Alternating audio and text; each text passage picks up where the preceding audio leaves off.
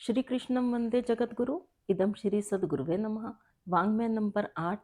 ईश्वर कौन है, कहाँ है, कैसा है। ऑडियो नंबर 2, अध्याय 1। कल हमने ऑडियो 1 में ये जाना कि आस्तिकता क्या है और आस्तिकता का सच्चा स्वरूप, उसके बारे में भी हमने बात की। ईश्वर है, केवल इतना मान लेना ही आस्तिकता नहीं है, वरन इसके और भी आयाम हैं। इसके बारे में हम जान रहे हैं। तो क्रमशः आगे, जैसा कि ऊपर कहा जा चुका है, ईश्वर के अस्तित्व में विश्वास करना आस्तिकता की ओर उन्मुख होने का प्रारंभिक उपक्रम है और विश्वास से उत्पन्न जिज्ञासा उसकी ओर गतिशील होना है। किंतु अशुद्ध भावना के कारण ईश्वर की ओर गतिशील होने वाले जिज्ञासु में एक भय, एक अनिश्चितता रहा करती है। जिज्ञासु की इस शंकाजन्य भय से रक्षा करना ईश्वर का ही दायित्व होता है, जिसे वह अवश्य ही अनुग्रह पूर्वक पूरा करता है। एक बार आस्तिकता के बीज साहसपूर्वक बो लेने के बाद मनुष्य को फिर किसी प्रकार का भय नहीं करना चाहिए। ईश्वर की ओर उसी में ध्यान लगाए उन्मुख हो चलने पर ईश्वर स्वयं ही उसकी रक्षा किया करता है। इतिहास में आस्तिक भावना के धनी संतों एवं भक्तों के असंख्य उदाहरण पाए जाते हैं। प्रहलाद, ध्रुव, मीरा, ईसा, मंसूर आदि सब सच्ची आस्तिकता के जीते जागते उदाहरण हैं। प्रहलाद को पहाड़ पर से समुद्र में गिराया गया, आग में जलाया गया, लोहे के गर्म खंभे से बांधकर खड़ग से धमकाया गया, किंतु सच्चे आस्तिक भावों के कारण उन सब भय की परिस्थितियों में भी ईश्वर के दर्शन होते रहे, जिससे उसे कोई भय अनुभव न हुआ और उसने सारे अत्याचार को हंसते हंसते सहा। 7 वर्ष की अवस्था में विजन वन में शेर, चीतों और भालुओं के बीच तप करते हुए ध्रुव को कोई भय न लगा, क्योंकि वह सच्चे आस्तिक थे और हिंसक जीवों में भी उस परमात्मा के दर्शन कर रहे थे। मीरा को विष दिया गया, सांप को गोद में खिलाया। अडिग आस्तिकता के बल पर काला सांप और काला विष उसके लिए भावना के अनुसार कृष्ण व प्रसाद रूप बन गए। महात्मा मंसूर और ईसा मसीह ने आस्तिकता के बल पर ही शूल और क्रॉस पर लटककर अपनी विश्वासपूर्ण मुस्कान को जीवित रखा। अपनी भावना की वास्तविकता के प्रभाव से उन्हें मृत्यु में भी जीवन और यातना में भी सुख का अनुभव होता रहा। ऐसा नहीं है कि ईश्वर भक्त का शरीर किसी जादू का होता है और उस पर आघात प्रतिघातों का कोई प्रभाव नहीं होता। ऐसी मान्यता मिथ्या है। प्रकृति अपना काम आस्तिक नास्तिक सब पर समान रूप से करती है। घटनाओं की प्रतिक्रिया सब पर होती है। आस्तिक की विशेषता यह होती है कि उन कष्टों को नास्तिकता समझता है और अपनी आदर्श भक्ति की रक्षा में जो संतोष मिलता है उसकी तुलना में उन कष्टों को कोई विशेष महत्व नहीं देता। उसी प्रकार उसकी मानसिक शक्ति किसी भी परिस्थिति में नष्ट नहीं होने पाती।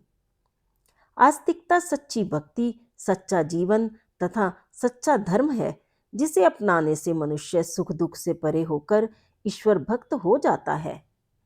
आस्तिकता का प्रतिफल। आस्तिकता का अर्थ है ईश्वर को मानना, मानने का अर्थ है उसका अनुयायी होना और अनुयायी होने का तात्पर्य है उसके विचार, निर्देश एवं आदर्श के अनुसार चलना। जो अपने को आस्तिक मानता है उसे यह भी मानना होगा कि वह परम प्रभु परमात्मा का अनुयायी है, उसका प्रतिनिधि है, उसका ऐसा प्रतिबिंब है जिसको देखकर परमात्मा के स्वरूप, उसके गुण तथा विशेषताओं का आभास पाया जा सकता है। परमात्मा में विश्वास करते हुए भी जो अपनी रीति नीति उसके अनुरूप नहीं बनाता, पवित्र एवं उन्नत आत्मा नहीं बनाता, वह भ्रष्ट, विद्रोही तथा प्रच्छन्न नास्तिक है। आस्तिकता स्वयं में एक उदात्त भावना है जिसे हर मनुष्य को अपने में विकसित करना ही चाहिए। उस परमात्मा को मानना, उसमें विश्वास करना मनुष्य का परम पावन कर्तव्य है। जिसने चिदानंद का साधक यह समर्थ जीवन दिया है, एक से एक बढ़कर विशेषताएं एवं क्षमताएं दी हैं। साथ ही आस्तिकता का एक बहुत बड़ा संबल भी है। आस्तिक भावना एक ऐसी अक्षय एवं अमोघ शक्ति है जिसके सहारे मनुष्य भयानक से भयानक संकट सागर को सहज ही पार कर जाता है। संसार में किसी समय भी कोई संकट आ सकता है और ऐसी भी स्थिति हो सकती है कि उस समय उससे बचने अथवा उबरने का कोई साधन न हो। संसार के सारे मित्रों, प्रेमियों, हितैषियों ने साथ छोड़ दिया हो। मनुष्य हर तरफ से निरुपाय एवं असहाय बन गया हो। ऐसी भयानक स्थिति में उस निरुपाय एवं असहाय मनुष्य की आस्तिकता उसकी बहुत बड़ी सहायक बन जाती है। सब ओर से निराश होकर आस्तिक व्यक्ति ईश्वर का सहारा पकड़ लेता है, उसे ही अपना सबसे बड़ा सहायक एवं साथी समझ लेता है। सर्वशक्तिमान परमात्मा का आंचल पकड़ते ही उसमें आत्मबल, आत्मविश्वास तथा उत्साहपूर्ण आशा का संचार होने लगता है। प्रकाश पाते ही अंधकार दूर हो जाता है। मनुष्य में संकट सहने अथवा उसको दूर कर सकने का साहस आ जाता है। ईश्वर में अखंड विश्वास रखने वाला सच्चा आस्तिक जीवन में कभी हार नहीं मानता। एक तो उसे यह विश्वास रहता है कि परमात्मा जो भी सुख दुख अनुग्रह किया करता है उसमें मनुष्य का कल्याण ही निहित रहता है, इसलिए वह किसी हर्ष उल्लास अथवा कष्ट क्लेश से प्रभावित नहीं होता। दूसरे परमात्मा के प्रति आस्थावान होने से उसमें संकट सहने की शक्ति बनी रहती है। आस्तिक व्यक्ति परमात्मा का नाम लेकर जहर भी पी जाते हैं और शूली पर भी चढ़ जाते हैं। मीरा, प्रहलाद, ईसा और मंसूर ऐसे ही अडिग आस्तिक थे। नास्तिक व्यक्ति के पास परमात्मा जैसा कोई अन्य संबल अथवा शक्ति साहस का स्रोत नहीं होता, इसलिए वह निरुपाय अथवा निसहाय की दशा में संकट आ जाने पर बहुत अस्त व्यस्त, अशांत एवं हताश हो जाता है। मानसिक संतुलन बनाए रहने के लिए उसके पास आस्तिक भाव जैसा कोई मानसिक आधार नहीं होता। इस अभाव से या तो वह अपने जीवन से भटक जाता है, कुमार्गगामी, सिद्धांतहीन, आदर्शहीन हो जाता है अथवा विक्षिप्त होकर आत्महत्या तक कर लेता है। संसार में मानसिक कष्टों से घबराकर विक्षिप्त होने अथवा आत्महत्या करने वालों की यदि मनः परीक्षा संभव हो सके और उनके विचारों तथा विश्वासों का पता लगाया जा सके तो निश्चय ही वे नास्तिक भावना वाले निकलेंगे। आस्तिकता न केवल बाह्य संकटों में सहायक होने वाला संबल अथवा सहारा है, अपितु वह आंतरिक पशुओं, काम, क्रोध, मद, लोभ आदि से भी रक्षा करती है। आस्तिक व्यक्ति अणु अणु में परमात्मा का दर्शन करता है। उसका आत्मिक विश्वास कहता है कि जिस प्रकार मैं परमपिता परमात्मा का प्रिय पुत्र, अनुयायी अथवा प्रतिबिंब हूँ, उसी प्रकार प्रत्येक प्राणी भी है। इस विश्वास से पुलकित सच्चा आस्तिक प्रत्येक प्राणी को अपना भाई बहन ही मानता है और तदनुरूप प्रेम व्यवहार करता है। संपर्क में आने वाला जब प्रत्येक व्यक्ति अपना भाई बहन ही है, तब सच्चा आस्तिक उनसे कठोर, क्रूर अथवा छल कपटपूर्ण व्यवहार किस प्रकार कर सकता है। वह तो सबसे प्रेमपूर्ण, निश्चल एवं प्रेम युक्त व्यवहार ही करेगा। बंधु भाव से प्रेरित वह प्रत्येक की सहायता करने को हर समय तैयार रहेगा। वह किसी से स्वार्थ अथवा विश्वासघातपूर्ण व्यवहार कदापि नहीं करेगा। इस प्रकार सच्चा आस्तिक सहज ही में आत्मकल्याणकारी भव्य भावना का अधिकारी बन जाता है। काम, क्रोध अथवा लोभ ये शत्रु तभी आक्रमण करते हैं जब मनुष्य का मन मलिन अथवा अरक्षित रहता है। आस्तिक व्यक्ति का ईश्वरीय विश्वास एवं परमात्मा की अनुभूति उसके हृदय को प्रसन्न एवं उज्जवल बनाने में सहायक होते हैं। उसकी भावनाओं में हर समय परमात्मा का निवास रहता है, जिससे उसके सुरक्षित हृदय पर आसुरी वृत्तियां आक्रमण नहीं कर पाती। आस्तिक भावना से परमात्मा का सहारा पाकर मनुष्य नितांत निर्भय एवं निश्चिंत हो जाता है। उसके अखंड विश्वास के रूप में उसका साथी, मित्र, पिता तथा रक्षक हर समय उसके साथ रहता है। परमात्मा रूपी पिता अथवा रक्षक रहने पर भय अथवा चिंता किस बात की। संसार में ऐसा शक्तिशाली दुष्ट कौन हो सकता है जो सर्वशक्तिमान परमात्मा से रक्षित किसी आस्तिक का बाल भी बांका कर सके। अखंड विश्वास के साथ जब कोई आस्तिक भूत, भविष्य, वर्तमान के साथ अपना संपूर्ण जीवन परमात्मा अथवा उसके उद्देश्यों को सौंप देता है, तब उसे अपने जीवन के प्रति किसी प्रकार की चिंता करने की आवश्यकता नहीं रहती। तब भी यदि वह चिंता करता है तो समझना चाहिए कि उसने अपना दायित्व पूरी तरह से सर्वशक्तिमान को सौंपा नहीं है, अथवा उसकी ईमानदारी में विश्वास नहीं करता कि धरोहर के रूप में उसके पास सौंपे हुए जीवन की वह खोज खबर लेता ही रहेगा। जो अपना सर्वस्व पूर्ण रूप से परमात्मा को सौंपकर उद्देश्य में नियोजित हो जाता है, पूरी तरह से उसका बन जाता है, परमात्मा उसके जीवन का सारा दायित्व खुशी खुशी अपने ऊपर ले लेता है और कभी भी विश्वासघात नहीं करता। आत्मसमर्पण में कमी अथवा दुर्भिसंधि होने पर ही उसकी उपेक्षा बरती जा सकती है, अन्यथा अनुभूति से परमात्मा में समाहित हो जाने पर किसी प्रकार का भय अथवा चिंता करने की आवश्यकता नहीं रहती। निश्चिंतता एवं निर्भयता में कितना अनिर्वचनीय सुख है, इसको एक सच्चा आस्तिक ही अनुभव कर सकता है। असंदिग्ध आस्तिकता ईश्वर के साथ भावनात्मक सत्संग है। जब साधारण सज्जनों तथा सत्पुरुषों का संग असुर को देवता बना देता है, तब ईश्वर जैसी परिपूर्ण एवं सर्वगुण संपन्न सत्ता का संग मनुष्य को क्या बना देगा, इसकी प्रसन्न कल्पना उसका संग करके ही अनुभव की जा सकती है, कहीं नहीं जा सकती। मनोवैज्ञानिक तथ्य के अनुसार जो जिसके संसर्ग में रहता है वह उसी के अनुसार एवं अनुभाव हो जाता है। ऐसा तो तब हो जाता है जब मनुष्य बाह्य रूप से किसी के संपर्क में आता है।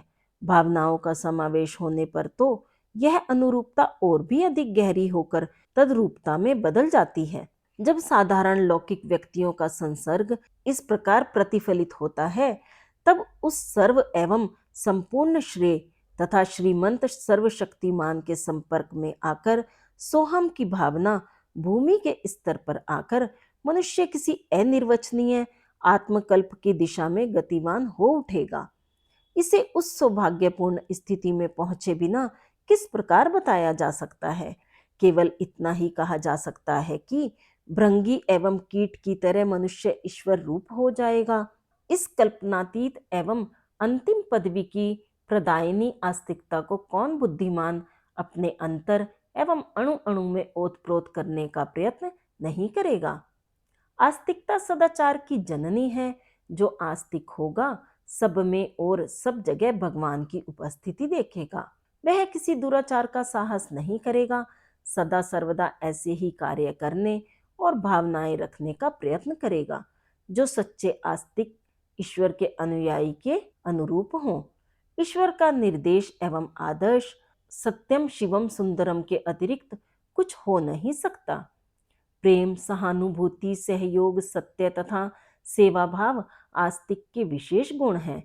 चोरी, मक्कारी, छल कपट, ईर्ष्या, द्वेष, लोभ, मोह, काम आदि की दूषित प्रवृत्तियों से आस्तिक व्यक्ति का कोई संबंध नहीं रहता। आस्तिकता द्वारा ईश्वर से भावनात्मक संपर्क रखने वाला तो उसके अनुरूप ही अपने जीवन को उन्नत एवं उत्कृष्ट बनाने का प्रयत्न करेगा।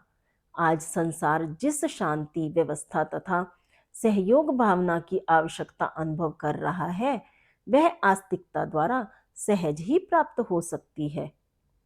यदि संसार का प्रत्येक व्यक्ति पूर्ण रूप से आस्तिक होकर ईश्वरीय आदर्श पर चलने लगे तो न तो कोई किसी को सताए और न प्रवंचित करने का प्रयत्न करे। हर कोई अपनी सीमाओं में संतुष्ट होकर शांतिपूर्वक जीवन यापन करे। आज संसार में फैला हुआ सारा अनाचार इसी कारण है कि लोग अपने स्वार्थ को देखते हैं, किसी दूसरे की सुख सुविधा अथवा अधिकार सीमा का ध्यान नहीं रखते। यदि आज आस्तिकता का व्यापक प्रचार हो जाए, लोग ईश्वर को सच्ची भावना से जानने मानने और उससे डरने लगे, तो कल ही सारे अपराधों का अंत हो जाए और चिरवांछित राम राज्य साकार हो उठे। गुरुदेव कितने सुंदरता से राम राज्य की परिभाषा बता रहे हैं। जप तप पूजा पाठ कर लेने अथवा किसी देव प्रतिमा के सम्मुख सिर नवा देने मात्र से ही कोई आस्तिक नहीं हो जाता। आस्तिकता का अर्थ है अपनी भावनाओं एवं क्रिया को उत्कृष्ट बनाना।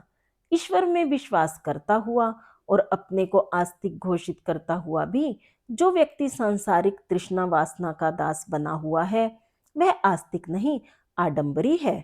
किसी प्रकार भी आस्तिक मानकर उसका आदर नहीं किया जा सकता। आस्तिकता का अर्थ प्राणी मात्र में परमात्मा की झांकी देखना और तदनुसार ही प्रत्येक का आदर करना है। सबके साथ उदारता, दया और प्रेम का व्यवहार करना ही आस्तिक जनों के श्रेष्ठ लक्षण हैं। आस्तिक भावना भक्ति रूप में परिपक्व होकर मनुष्य को कृतार्थ कर देती है। अपने को आस्तिक कहते हुए भी जिनमें भगवत भक्ति का अभाव है वह झूठा है, उसकी आस्तिकता अविश्वसनीय है। आस्तिकता के माध्यम से जिसके हृदय में भक्ति भावना का उदय हो जाता है, आनंद मग्न होकर उसका जीवन सफल हो जाता है। भक्ति का उदय होते ही मनुष्य में सुख, शांति, संतोष आदि के ईश्वरीय गुण फूट पड़ते हैं। भक्त के पास अपने प्रियतम परमात्मा के प्रति आंतरिक दुख, शोभ, ईर्ष्या, द्वेष का कोई कारण नहीं रहता। भक्त का दृष्टिकोण उदार तथा व्यापक हो जाता है। उसे संसार में प्रत्येक प्राणी से प्रेम तथा बंधुत्व अनुभव होता है। जन जन उसका तथा वह जन जन का होकर लघु से विराट बन जाता है। आठों याम उसका ध्यान प्रभु में ही लगा रहता है। संसार की कोई भी बाधा व्याधा उसे सता नहीं पाती। वह इसी शरीर में जीवन मुक्त होकर चिदानंद का अधिकारी बन जाता है। यह है आस्तिकता की परिपक्वता का परिणाम। तब भला कौन ऐसा होगा जो भगवान से सानिध्य, संसर्ग तथा उसकी भक्ति पाकर कृतार्थ होने के लिए सच्चा आस्तिक बनकर अपना जीवन धन्य न करना चाहेगा। आस्तिकता का तत्व ज्ञान एवं व्यवहारिक स्वरूप। जीव को ईश्वर का अंश कहा गया है। यह अंश उतने परिमाण में प्रत्येक प्राणी में है जिसमें वह अपनी सामान्य जीवन यात्रा की गतिविधियां ठीक तरह से चला सके। उदर पोषण, शरीर रक्षा, वंशवृद्धि, विश्राम, विनोद जैसे प्रयोजन पूरा करने के लिए कुछ करना और सोचना पड़ता है। इसके अतिरिक्त शरीर और मन का ढांचा खड़ा करने के लिए भी ऊर्जा की जरूरत पड़ती है। प्राणधारी को इन प्रारंभिक आवश्यकताओं को पूरा करने में क्रियाशीलता और कुशलता की आवश्यकता पड़ती है। इसे जुटाते रहने की सामर्थ्य दे सकने वाला ईश्वरीय अंश प्रत्येक प्राणी में मौजूद है। इतना अनुदान प्राय सभी को समान रूप से मिला है। जिसकी काया जिस स्तर की है उसकी आवश्यकता का स्वरूप भी उसी प्रकार का होता है। उन्हें जुटाने की क्षमता में बाह्य अंतर देखा जा सकता है, पर तात्विक दृष्टि से सभी अपने ढंग से, अपने साधनों से अपनी आवश्यकताएं पूरी करते हैं। यह क्षमता समान रूप से प्रत्येक प्राणी को प्राप्त होने से यह कहा जा सकता है कि सभी को समान रूप से समान स्तर का ईश्वरीय अनुग्रह प्राप्त है। सभी ईश्वर के समान अंश हैं। इससे आगे की प्रगति करना जीवधारी के अपने निज के पुरुषार्थ पर निर्भर है। स्पष्ट है कि चेतनात्मक प्रगति ही भौतिक उन्नति के साधन एकत्रित करती है। इसे प्रयत्न पूर्वक बढ़ाया जा सकता है। साधना इसी का नाम है। साधना के दो स्तर हैं, एक स्थूल, दूसरा सूक्ष्म। स्थूल साधना में व्यायाम, अध्ययन, अनुभव, शिल्पकला, वाणिज्य आदि विषय आते हैं। सूक्ष्म साधना में अपने दृष्टिकोण, क्रियाकलाप, गुण, कर्म, स्वभाव को परिष्कृत किया जाता है। प्रसुप्त शक्तियों को जगाया जाता है। स्थूल साधना में मस्तिष्कीय प्रशिक्षण तथा शरीर को अभ्यास कराने की क्रिया पद्धति चलती है। सूक्ष्म साधना में आकांक्षाओं, मान्यताओं एवं भावनाओं को उच्च स्तरीय बनाया जाता है। शरीर पंच तत्वों का बना है, इसलिए उसके निर्वाह तथा प्रशिक्षण में भौतिक उपकरण काम आते हैं। मस्तिष्क में मन और बुद्धि की हलचलें होती हैं। उन्हें अध्ययन, अनुभव एवं चिंतन के आधार पर विकसित किया जाता है। लोक साधना में यही प्रक्रिया अपनाई जाती है। व्यक्ति अपनी क्रियाशीलता और बौद्धिक स्थिति में प्रवीणता उत्पन्न करते हैं और भौतिक प्रगति का पथ प्रशस्त करते हैं। सूक्ष्म साधना में अंतरात्मा का स्तर ऊंचा उठाना पड़ता है। इसके लिए परमात्म सत्ता के साथ संपर्क बनाना पड़ता है। भौतिक प्रगति के लिए भौतिक क्षमता और आत्मिक प्रगति के लिए आत्मिक क्षमता चाहिए। इसके लिए जो प्रयोग प्रयत्न करने पड़ते हैं उन्हें अध्यात्म साधना कहते हैं। इसके लिए प्रधान अवलंबन ईश्वर है। चेतना की उच्च स्तरीय संवेदना को ईश्वर कहते हैं। साधना प्रयोजनों में इसी के साथ संपर्क बनाना पड़ता है।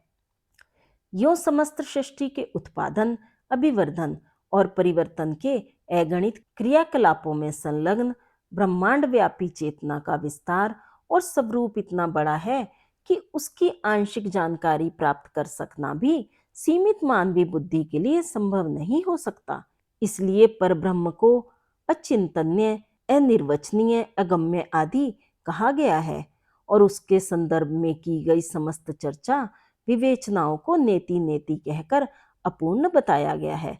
किंतु अंतरात्मा के भावनात्मक स्तर को स्पर्श करने वाले ब्राह्मी अंश को पहचाना, पकड़ा और अपनाया जा सकता है। उपास्य यही है, इष्ट देव इसी को कहते हैं। इसी की साधना अभ्यर्थना की जाती है।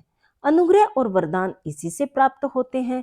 वस्तुतः इसे विश्वात्मा अथवा मानवीय उत्कृष्टता की चरम अवस्था कह सकते हैं।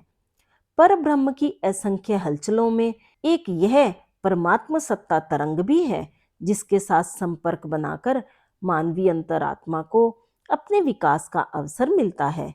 अस्तु उपासना में आस्तिकता को, ईश्वर भक्ति को परमात्मा के साथ तदात्म्य स्थापित करने वाले प्रयोग प्रयोजनों को अनिवार्य माना गया है। उपासना साधना की पृष्ठभूमि इसी केंद्र बिंदु पर आधारित है। हमारा उपास्य इष्ट देव परमेश्वर क्या है, इसकी विवेचना कई प्रकार से की जा सकती है। अंतःकरण में उच्च स्तरीय भाव संवेदनाएं उत्पन्न करने वाली व्यापक चेतना को निराकार ईश्वर कह सकते हैं। वह शरीर में सत्कर्म, मन में सत्चिंतन एवं अंतरात्मा में सद्भाव बनकर दिव्य प्रेरणाएं भरता है। अपने को अधिकाधिक परिष्कृत एवं उदार बनाने की आकांक्षाएं जगाना इसी की प्रचुरता का प्रमाण है। इसमें दोहरा प्रयास होता है, एक अवांछनीयताओं से जूझना, दूसरे उत्कृष्टताओं को बढ़ाना। भगवान के अवतार का यही प्रयोजन है। जब भी और जहां भी ईश्वर का अवतरण हुआ है तब उसने धर्म की स्थापना और अधर्म का विनाश का दोहरा प्रयत्न किया है। अवतारों की कथा गाथाओं में यही दो क्रियाकलाप उभरे दिखाई पड़ते हैं। गीता में यदा यदा ही धर्मस्य, गीता 4/7 वाले प्रसिद्ध श्लोकों में इसी की घोषणा है कि ईश्वर का अवतार इन्हीं प्रयोजनों के लिए होता है, न केवल संसार लीला के लिए। व्यक्ति के अंतःकरण में इन्हीं दो हलचलों को उभरते देखकर यह कहा जा सकता है कि यहाँ ईश्वर के अवतरण की प्रक्रिया चल रही है। संक्षेप में आदर्शवादी जीवन के लिए उठती हुई उत्कृष्ट अभिलाषा एवं प्रबल पुरुषार्थ परायणता को ईश्वर दर्शन के रूप में कहा और समझा जा सकता है। आंखें जड़ तत्वों से बनी हैं, उनकी क्षमता जड़ पदार्थों को देख सकने तक ही सीमित है। चेतना जड़ नहीं है। परमेश्वर जड़ तत्व न होने के कारण आंखों से नहीं देखा जा सकता, उसके स्वरूप की कल्पना भर ही की जा सकती है। यथार्थ में उसे किसी प्रतीक स्वरूप की तरह देखा नहीं जा सकता। चेतना का गुण देखना नहीं, अनुभव करना है। आत्मिक चेतना उसे अनुभव तो कर सकती है पर मूर्तिमान प्रतीक के रूप में देख नहीं सकती। देखना नेत्रों का गुण है और अनुभव करना चेतना का। जीव नेत्र नहीं है, चेतना का अंश है। वह ईश्वरीय अनुभूति कर सकता है, उसे आकृतिवान देख नहीं सकता। फिर भी मस्तिष्क की स्थिति ऐसी है, उसे किसी तथ्य पर निष्ठापूर्वक केंद्रित होने के लिए कुछ प्रमाण चाहिए। यह प्रमाण स्थूल रूप से दृश्य और श्रव्य होते हैं और सूक्ष्म रूप से तर्क और प्रमाण। मोटे तौर से किसी बात पर भरोसा तब होता है जब उसे देखा या सुना जाए। शरीर क्षेत्र में इंद्रिय समूह का एक उद्देश्य रसास्वादन और दूसरा ज्ञान संवर्धन है। नेत्रों द्वारा अन्य सभी इंद्रियों की तुलना में अधिक ज्ञान संवर्धन होता है, इसीलिए देखना सबसे आकर्षक और प्रिय विषय है। कहना न होगा कि सौंदर्यानुभूति ही हमें सबसे अधिक आकर्षित करती है। ईश्वरीय दर्शन की इच्छा को भी इसी आधार पर मान्यता दी गई है और उसे प्रत्यक्ष अथवा अप्रत्यक्ष प्रतीकों के रूप में साकार अनुभव करने का प्रयत्न किया जाता रहा है। ईश्वर की साकार उपासना के लिए प्रतीक पूजा, मूर्ति पूजा एक चिर प्रचलित आधार है। इससे अपनी आस्तिकता को केंद्रित एवं विकसित करने का आधार बनता है। पुस्तक के माध्यम से अध्ययन और मुगदर आदि व्यायाम उपकरणों के सहारे स्वास्थ्य संवर्धन की सुविधा होती है। इसी प्रकार प्रतीक पूजा से श्रद्धा संवर्धन का प्रयोजन पूरा होता है। यही कारण है कि साकारवादी ही नहीं, निराकारवादी भी किसी न किसी प्रतीक में दिव्य सत्ता का समन्वय करके अपनी श्रद्धा का पोषण करते हैं।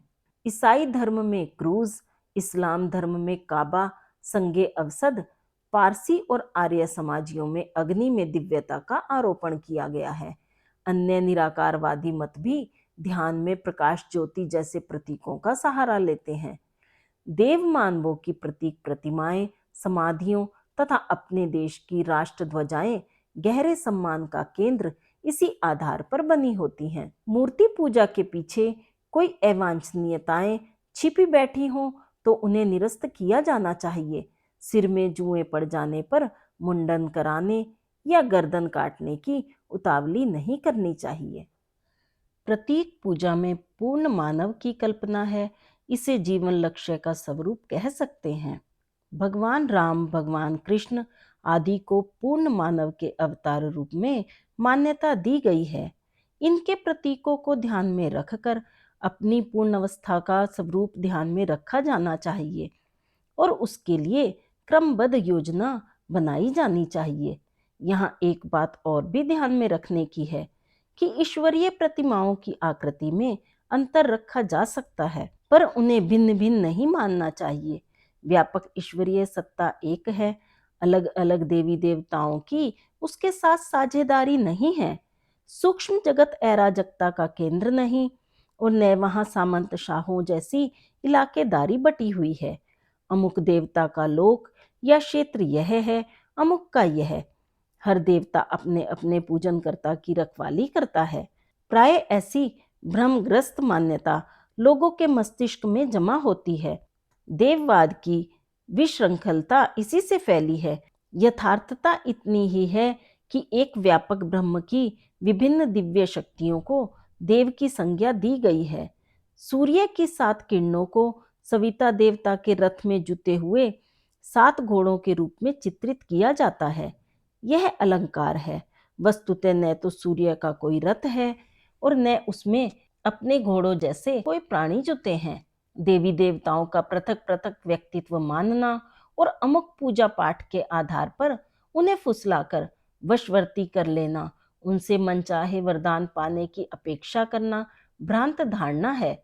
हमें ईश्वरीय प्रतीक प्रतिमाओं को पूर्ण मानव का लक्ष्य विग्रह एवं श्रद्धा अभिवर्धन का दिव्य उपकरण मानकर ही चलना चाहिए। संप्रदाय भेद से बनी अनेक प्रतिमाओं के बीच तात्विक एकता ही अनुभव करनी चाहिए। सभी को प्रणाम। 21वीं सदी उज्जवल भविष्य। भारत माता की जय। वंदे मातरम। सभी को प्रणाम। वाग्देव अर्थात शब्द, विचार, भावनाओं का दिव्य देव संग्रह परम पूज्य गुरुदेव युग दृष्टा की इस धरोहर को ऑडियो रूप में सुनने के लिए चैनल को सब्सक्राइब करें, वीडियो को लाइक करें, नोटिफिकेशन ऑन करें, गुरुवाणी जन जन तक पहुँचाएं। जय महाकाल। हृदय से आभार।